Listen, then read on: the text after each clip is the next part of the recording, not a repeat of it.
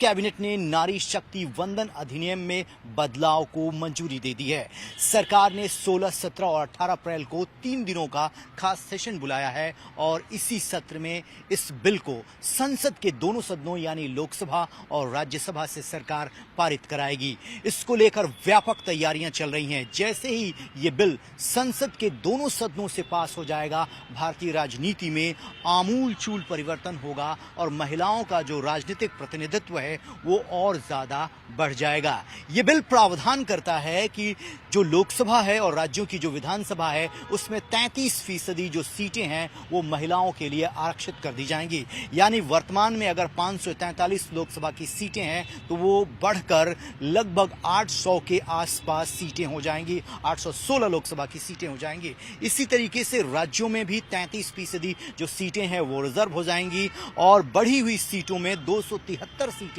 लोकसभा की महिलाओं के लिए आरक्षित हो जाएंगी। ये पूरा का पूरा प्रावधान जो है वो नारी शक्ति अधिनियम बिल के अंतर्गत किया गया है, जो 2023 में इसी संसद से पास हुआ था, लेकिन सरकार जो है वो अमेंडमेंट लेकर आई है और 2011 की जनगणना को बेस बनाकर डिलिमिटेशन और जो परिसीमन है उसको उससे डीलिंक कर दिया गया है और अब सरकार पूरी तरीके से कमर कस चुकी है और भारतीय राजनीति में बदलाव का वक्त आ गया है। क्योंकि ये बिल ऐसा है कि इसका विरोध कोई भी पॉलिटिकल पार्टी नहीं कर पाएगी, क्योंकि सभी राजनीतिक पार्टियों को महिलाओं का वोट चाहिए। इसलिए अगर उनकी राजनीतिक भागीदारी बढ़ती है तो कोई भी सरकार या कोई भी पॉलिटिकल पार्टी इस बिल का विरोध नहीं करना चाहिए। अब इस बिल के कुछ प्रमुख बिंदु और तमाम चीजें मैं आपको सिलसिलेवार तरीके से समझाता हूं। सबसे पहले इस बिल को कल यानी यूनियन कैबिनेट से ग्रीन सिग्नल मिल गया, यानी जो बदलाव सरकार करने जा रही है उसको लेकर यूनियन कैबिनेट ने अपनी मंजूरी दे दी है। 16, 17 और 18 3 दिनों का ये जो स्पेशल सेशन है जिसका 17वां बजट सत्र का नहीं हुआ था, इसमें ये बिल जो है संसद के दोनों सदनों से सरकार पास कराएगी। उससे पहले सरकार की रणनीति और अगर ये बिल पास हो जाता है और 2029 में इंप्लीमेंट होता है तो भारत की राजनीति पर इसका क्या असर पड़ेगा, ये मैं आपको समझाने का प्रयास करता हूं। तो चलिए सबसे पहले इसके राजनीतिक मायने को समझते हैं और उसके बाद तमाम पहलुओं को सिलसिलेवार तरीके से मैं आपके सामने रखता हूं। भारतीय जनता पार्टी और खुद प्रधानमंत्री ने आज एक आर्टिकल के माध्यम से कहा कि ये सिर्फ एक विधेयक नहीं है और 3 दिनों का जो सत्र है इसको बिल के रूप में ना देखिए आप, ये भारतीय राजनीति में महिलाओं के राजनीतिक प्रतिनिधित्व और उनके उत्थान को ऊपर लाने वाला एक क्रांतिकारी जो है कदम होगा जो हम करने जा रहे हैं। 13 तारीख को दिल्ली में एक बड़ा कार्यक्रम आयोजित किया जा रहा है जिसमें लोकसभा राज्यसभा की सभी पॉलिटिकल पार्टियों की जो सांसद हैं, महिला सांसद खासतौर पर, उनको विज्ञान भवन के कार्यक्रम में इनवाइट किया गया है। जितनी भी महिला उद्यमी हैं जो अलग अलग इलाकों में काम करती हैं, अलग अलग क्षेत्रों में काम करती हैं, उनको भी इस कार्यक्रम में इनवाइट किया गया है। प्रधानमंत्री नरेंद्र मोदी विज्ञान भवन में इस कार्यक्रम को संबोधित करेंगे और ये बताएंगे कि मोदी सरकार की आखिरकार मंशा क्या है इस बिल के पीछे। इसका सिर्फ पॉलिटिकल माइलेज लेना ही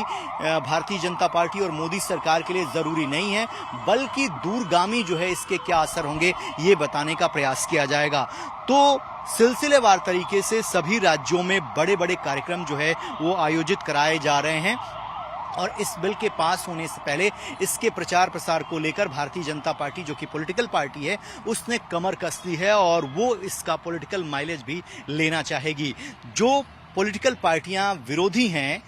वो ये कह रही हैं कि ऐसी भी क्या जल्दी आ गई थी कि सरकार जो है इस बिल को तुरंत पास कराना चाहती है और 2029 में ही इसका इम्प्लीमेंटेशन चाहती है। चूंकि 5 राज्यों में विधानसभा के चुनाव हैं, उनमें सबसे महत्वपूर्ण चुनाव पश्चिम बंगाल में हो रहा है और टीएमसी ये आरोप लगा रही है कि ये जो सरकार बिल लेकर आ रही है हम इसका विरोध नहीं करते, समर्थन करते हैं, बल्कि इस बिल के माध्यम से राजनीतिक लाभ चाहती है। सरकार और भारतीय जनता की पार्टी की जो मंशा है उस पर जो विरोधी पार्टियां हैं वो सवाल खड़े कर रही हैं। लेकिन अगर बिल संसद के दोनों सदनों से पास हो जाता है तो 2029 का जो लोकसभा चुनाव होगा वो अपने आप में बदला हुआ होगा। लोकसभा की सीटें बढ़ जाएंगी, 543 से 816 के आसपास हो जाएंगी, जिसमें 273 सीटें जो हैं वो महिलाओं के लिए रिजर्व हो जाएंगी। ठीक उसी अनुपात में जो राज्यों की विधानसभा सीटें हैं उसमें 33% जो है वो महिलाओं को टिकट देना होगा सभी पॉलिटिकल पार्टियों को, और ये प्रावधान जो है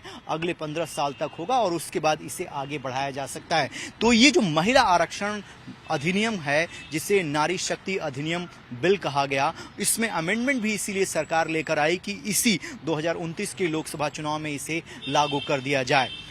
नितिन नवीन ने, जो कि भारतीय जनता पार्टी के राष्ट्रीय अध्यक्ष हैं, एक बैठक ली और उसमें जितनी भी भारतीय जनता पार्टी की महिला सांसद हैं, महिला मोर्चा की जो हैं, उन तमाम लोगों को लगाया गया और अपने अपने राज्यों में उनको कहा गया है कि इस कार्यक्रम के प्रचार प्रसार के लिए आप काम कीजिए और बताइए कि किस तरीके से भारतीय जनता पार्टी एक ऐसी पॉलिटिकल पार्टी है जो महिलाओं के राजनीतिक उत्थान के लिए काम कर रही है। अब तक जितनी योजनाएं बनाई गई हैं उनमें सरकार जो है महिलाओं को मेन स्ट्रीम में लाने के लिए, उनके प्रतिनिधित्व को बढ़ाने के लिए क्या कुछ कर रही है। तो एक तरीके से इस कार्यक्रम को भुनाने का भी प्रयास जो है वो भारतीय जनता पार्टी करेगी और उसका राजनीतिक लाभ लेने का पूरा प्रयास किया जाएगा। इन सब के बीच में जो विपक्ष है वो भी पूरी तैयारी कर रहा है और वो ये बताने का प्रयास करेगा कि इस सरकार ने आखिरकार इतने दिनों तक इस बिल को रोक कर रखा और उसको अगर इम्प्लीमेंट ही करना था तो ये टाइम ही क्यों चुना गया जब विधानसभा के चुनाव चल रहे हों और ममता बनर्जी जो है मुख्य प्रतिद्वंदी हैं इंडिया ब्लॉक में प्रधानमंत्री